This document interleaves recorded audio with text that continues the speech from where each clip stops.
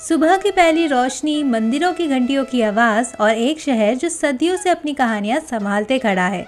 आज हम हैं तमिलनाडु के दिल में श्रीरंगम और तिरची।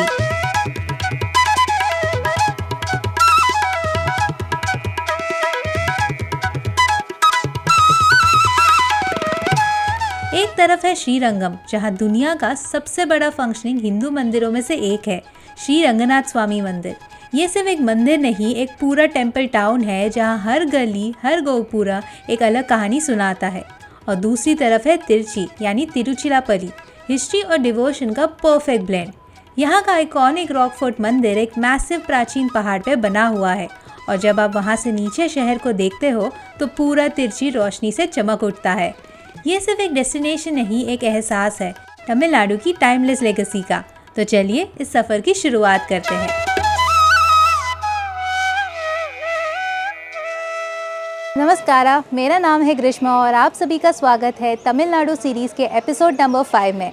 आज के इस एपिसोड में मैं आपको लेके आई हूँ एक ऐसे जगह पे जहाँ पे वर्ल्ड का सबसे बड़ा वर्शिप हिंदू मंदिर है। आप सभी का स्वागत है श्रीरंगपुरम तिरची, तमिलनाडु में। तिरची चोला डायनेस्टी का कैपिटल हुआ करता था, इसीलिए आपको यहाँ पे बहुत ही सुंदर द्रविडियन स्टाइल में और चोला डायनेस्टी के इंस्पायर्ड टेम्पल्स वगैरह मिलेंगे। इस वीडियो में मैं आपके साथ वो सारी जानकारी शेयर करने वाली हूँ कि जब भी आप यहाँ पे आने का प्लान करते हो तो आपका प्लान कैसा होगा, कौन से मंदिर के दर्शन आप कर सकते हो, साथ ही budget, places to visit, hotel की जानकारी और सारा इन्फॉर्मेशन मैं आपके साथ इस वीडियो में शेयर करने वाली हूँ।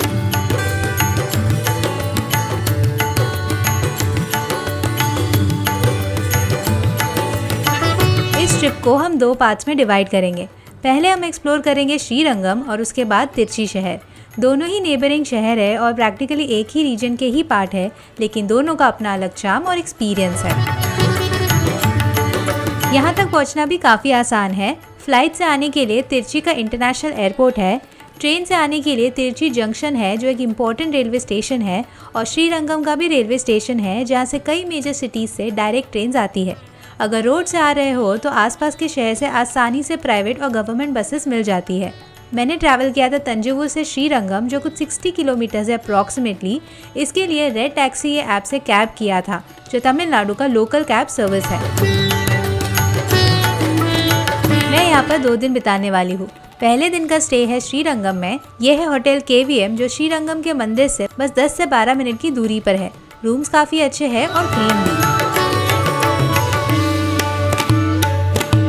यहाँ पे इंटरनल ट्रैवल करने के लिए आप लोकल ऑटो रिक्शास ही ले लो, that would be the best way to travel over here. यहाँ पे पर ऑटो रिक्शास में मीटर वगैरह नहीं है, तो मिनिमम को 100 रुपीज़ पे करना पड़ेगा छोटे डिस्टेंस के लिए भी। लंबे डिस्टेंस के लिए आप देख लो कितना होता है, बार्गेन आपको करना ज़रूर पड़ेगा। दूसरा ऑप्शन है कि आप यहाँ पे रैपिडो ऑटो रिक्शा भी बुक कर सकते हो। वो थोड़ा टाइम लगता है आने के लिए, बट आपको आसानी से मिल जाएगा। तो मैं यहाँ पे mix of Rapido and local auto rickshaws use करके ट्रैवल करने वाली हूँ।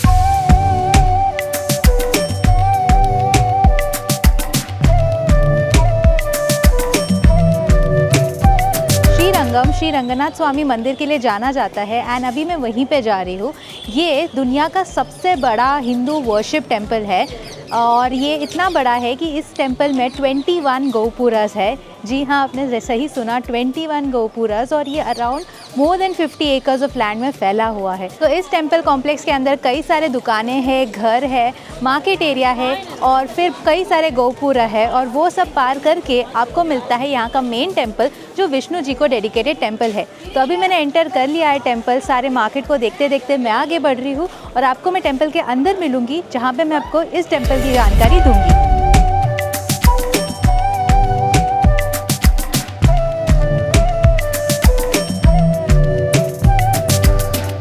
अभी मैंने दर्शन किए जो विष्णु जी का मंदिर है।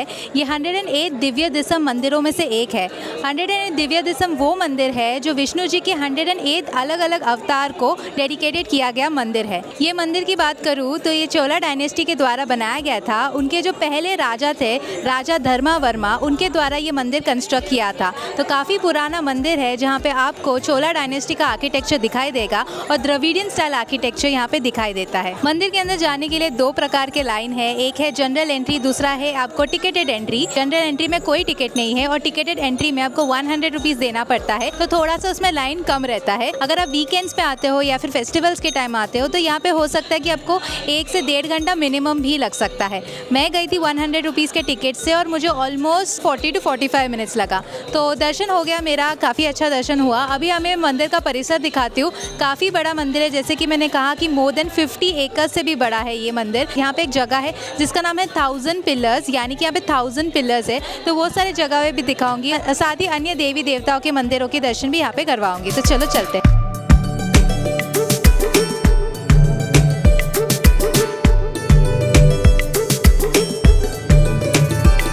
तो ये मंदिर का स्ट्रिक्ट टाइमिंग्स है, मैं आपको टाइमिंग बता दूं। ये सुबह 5:30 to 7:15 ओपन रहता है, उसके बाद 7:15 to 9:30 बंद रहता है, फिर 9:30 to 12:30 ओपन रहता है, और फिर 12:30 to 2:30 बंद रहता है, और 2:30 to 5:30 ओपन रहता है, और उसके बाद 5:30 to 7 बंद रहता है, और फिर 7 to 9 ओपन रहता है। तो काफ़ी स्ट्रिक्ट टाइमिंग है, तो उस हिसाब से आप अपना प्लान कीजिए। अगर आप एक बार मंदिर के अंदर जाते हो तो आपको दर्शन करने को मिलता है। अगर आप क्लोजिंग टाइम के वक्त आते हो तो आपको एंट्री भी नहीं मिलेगा, तो आपको रुका दिया जाएगा बाहर ही। So make sure that you follow the time.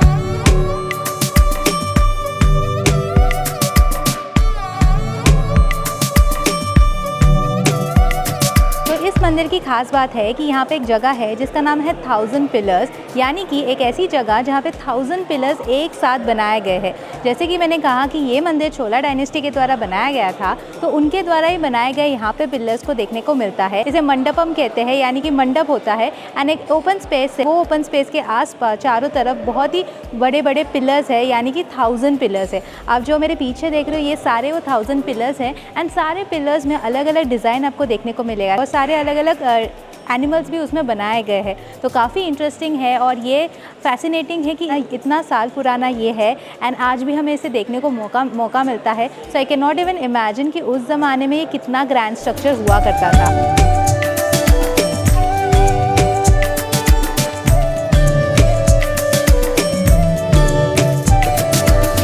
मंदिर से बाहर आते ही आपको मार्केट एरिया मिलता है। यहाँ पे दोनों तरफ आपको दुकानें मिलेगी जहाँ पे आप पूजा सामग्री वगैरह ले सकते हो। ज्वेलरी के काफ़ी सारे दुकानें हैं यहाँ पे, बहुत रियल एंड आर्टिफिशियल। साथ ही आपको साड़ीज़ वगैरह लेना है, साथ ही आपको कुछ खाने की चीज़ें वगैरह लेना है, तो वो सारे दुकानें भी है यहाँ पे। तो लाइन में ऐसे सारे दुकानें हैं यहाँ पे जो आप एक्सप्लोर कर सकते हो। एंड और एक बात मैंने यहाँ पे देखी कि जो तंजौर में तंजौर पेंटिंग्स देखी थी, उसकी भी दुकानें यहाँ पे भी है, क्योंकि तंजौर जैसे 1.5 घंटा ही दूर है यहाँ से, तो थोड़ा इन्फ्लुएंस यहाँ पे भी है तंजौर का। जो भी आप यहाँ पे चाहिए तो ले सकते हो।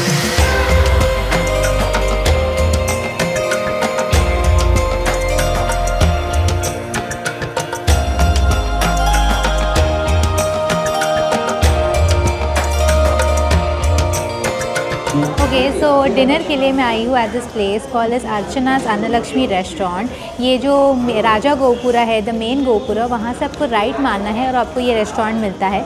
यहाँ पे डिनर के लिए मैंने लिया है रवा मसाला डोसा। मतलब इतने दिन से मैं साउथ इंडिया में हूँ एंड मैं हर दिन साउथ इंडियन फूड ही खा रही हूँ, which I am enjoying as well. तो I am gonna have and enjoy my food over here, rava masala dosa here in Tamil Nadu.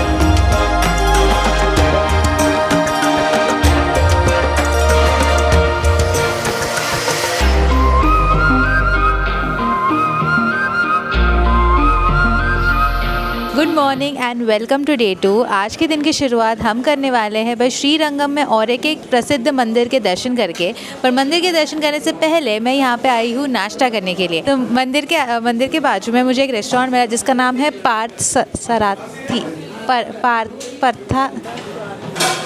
जिसका नाम है Partha Sarathi Vilas hotel. Stop it. Get some help. And यहाँ पे एकदम ऑथेंटिक आपको साउथ इंडियन फूड मिलेगा। इनफैक्ट ये जो जगह भी है ये घर हुआ करता था, उसे एक रेस्टोरेंट में कन्वर्ट किया है, एंड बहुत ही ओल्ड विंटेज चार्म है एंड बहुत ही पुराना रेस्टोरेंट है, and it is also so lively as well. मंदिर से 100 मीटर की दूरी पे है, बट यहाँ पे इतना ज़्यादा भीड़ है आज भी। पूरा बनाना लीफ में सर्व किया है। तो मैंने यहाँ पे घी रोस्ट डोसा लिया है, साथ में 2 प्रकार का चटनी है और सांभर के साथ सर्व किया है। तो ये मेरा नाश्ता होने वाला है। तो मंदिर जाने से पहले सबसे पहले हम नाश्ता करेंगे। Stop.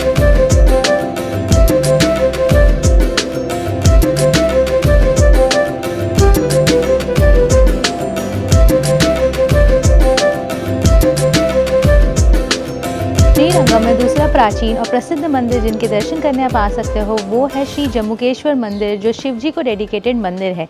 ये मंदिर पंचस्थल मंदिरों में से एक है। पंचस्थल मंदिर वो होते हैं जो 5 एलिमेंट्स को डेडिकेटेड मंदिर होते हैं और ये मंदिर वाटर एलिमेंट को डेडिकेटेड मंदिर है। मुझे याद है लास्ट टाइम मैं कांचीपुरम गई थी, तभी मैंने और एक पंचस्थल मंदिर को विजिट किया और वो मंदिर फायर एलिमेंट को डेडिकेटेड था। ये मंदिर काफ़ी प्राचीन मंदिर भी है और इस मंदिर की खास बात है कि आपको गर्भगृह के अंदर जाके दर्शन करने को मिलता है, जो बहुत ही अच्छा लगता है। तो अंदर एकदम बिल्कुल इलेक्ट्रिसिटी का इस्तेमाल नहीं किया जाता है, बस कुछ ही दिए अंदर जलाए गए हैं जिसकी रोशनी से भगवान एकदम लिट अप होता है। तो काफ़ी यूनिक एक्सपीरियंस रहा दर्शन करने का यहाँ पे। तो ये एक मंदिर है जो आप ज़रूर विजिट कीजिए यहाँ पे श्रीरंगम में।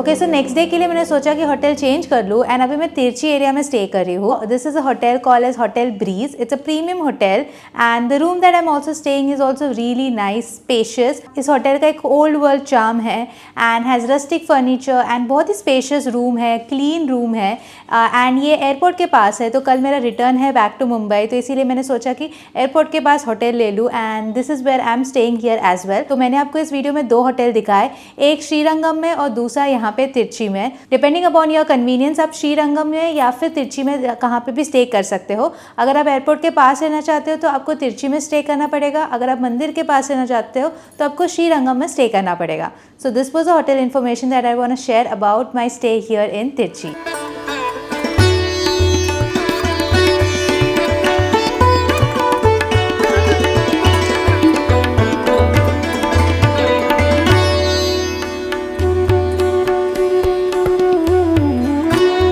तिरची में एक काफ़ी खास मंदिर है जिसे कहते हैं रॉक फोर्ट मंदिर एंड वहीं पे अभी मैं आई हूँ। ये मंदिर काफ़ी खास है क्योंकि ये रॉक के ऊपर बना हुआ है और वहाँ से आपको पूरा तिरची शहर भी दिखता है। साथ ही ये काफ़ी प्राचीन मंदिर है एंड मंदिर तक जाने के लिए आपको ऑलमोस्ट 400 स्टेप्स चढ़ के जाना पड़ता है because as a name suggest rock fort, ये रॉक के ऊपर बना हुआ है, यानी कि माउंटेन पे बना हुआ मंदिर है। मेरा ऑलमोस्ट अभी 250 स्टेप्स बाकी है। Now let's continue the journey and आपको मैं मंदिर पे मिलती हूँ ऊपर वो भी।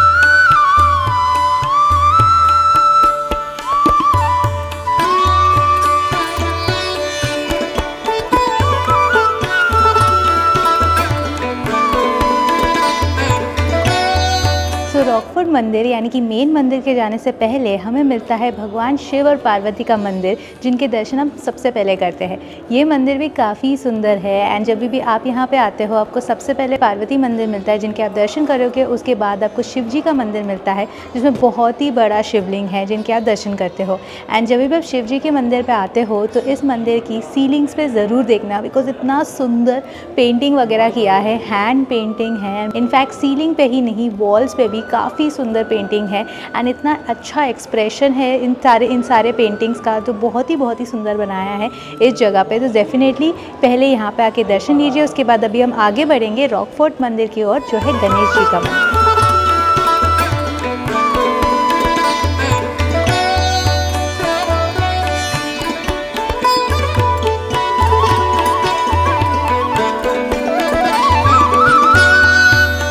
दर्शन किए श्री गणेश जी के, जो यहाँ पे रॉकफोर्ट पे मेन मंदिर है। स्टोन से बना हुआ गणेश जी का मूर्ति है और यहाँ से आपको पूरा तिरची शहर का ब्यूटीफुल सा व्यू मिलता है। इनफैक्ट तिरची का ही नहीं, आपको श्रीरंगम तक भी दिखाई देता है। यहाँ से बीच में कावेरी रिवर भी दिखाई देता है, तो काफ़ी सुंदर सा व्यू है। लोग यहाँ पे व्यू पॉइंट के लिए भी आते हैं, सनसेट देखने के लिए भी आते हैं बिकॉज एकदम टॉप से आपको बर्ड्स आई व्यू यहाँ से मिलता है। फिर अभी आगे बढ़ते हैं और आपको मार्केट भी लेके चलती हूँ तिरची का।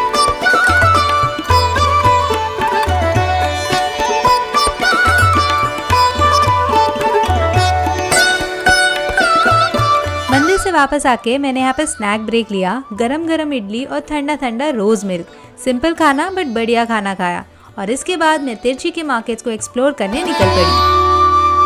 ओके, तो मैं तमिलनाडु में इतने दिन से हूँ ऑलमोस्ट अ वीक। एंड यहाँ पे मैंने एक चीज़ नोटिस की है कि यहाँ पे टेम्पल ज्वेलरी काफ़ी ज़्यादा फेमस है एंड इतना अफोर्डेबल प्राइजेस में आपको बहुत ही ब्यूटीफुल डिज़ाइंस मिलते हैं। यही चीज़ मैं मुंबई में लेने जाऊँ ना तो 2-3 टाइम्स ज़्यादा इसका प्राइस रहता है, बट यहाँ पे इतने अच्छे और अफोर्डेबल प्राइजेस में मिल रहे हैं। Earring start from as low as ₹30 and necklaces start from as low as ₹60, तो काफ़ी अफोर्डेबल प्राइजेस में आपको यहाँ पे मिल जाएंगे। सिमिलरली यहाँ पे तिरछी में भी आपको मार्केट्स मिलेंगे जहाँ पे आप ये सब टेम्पल ज्वेलरी ले सकते हो। साथ ही टेम्पल ज्वेलरी के अलावा भी यहाँ पे normal type of imitation jewellery वगैरह भी मिलता है, but the temple jewellery is the speciality of this location, so definitely come here and check out the collection. It's amazing. I have stocked up already on a lot of products.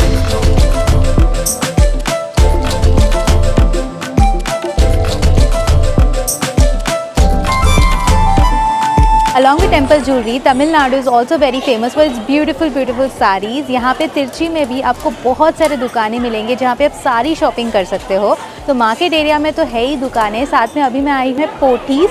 I hope I am saying it right, but this is a very large store जहाँ पे आपको बहुत सारे साड़ीज़ मिलेंगे and affordable prices में start होते हैं। Sari start here from as low as ₹400 and 400 के साड़ीज़ भी इतने ज़्यादा सुंदर है। एंड साथ ही आपको कांजीवरम साड़ीज़ यहाँ पे मिलेंगे, टिश्यू साड़ीज़ मिलता है, तो साथ ही इंडिया के सारे टाइप के साड़ीज़ मिलते हैं, जैसे खादी साड़ी हुआ, कॉटन साड़ी हुआ, कॉटन सिल्क साड़ी हुआ, एंड इतना ब्यूटीफुल सा कलेक्शन है। साथ ही यहाँ पे ऑफर्स भी हमेशा रहते हैं and the pricing over here is super duper affordable. जैसे कि मैंने कहा कि टेम्पल ज्वेलरी हमारे उधर कितना एक्सपेंसिव है, उसी तरीके के साड़ीज़ भी यही टाइप के साड़ीज़ हमारे उधर बहुत एक्सपेंसिव है और यहाँ पे ऑलमोस्ट 40-30% लेस है। You can go crazy over here because saris का कलेक्शन यहाँ पे अमेजिंग है। So definitely come here and check out the sari collection and also buy these beautiful sarees that they have to offer here in Tamil Nadu, Tirchi.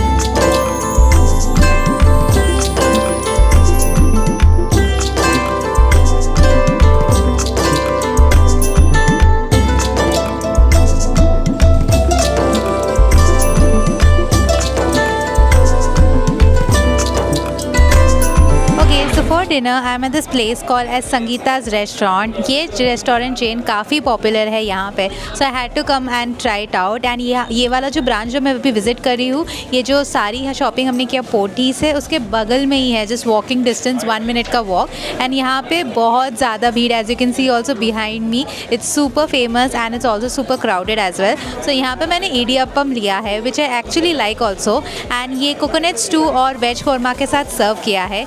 एकदम पतला और एकदम गरम है एंड 2 इडियप्पम है एक प्लेट में।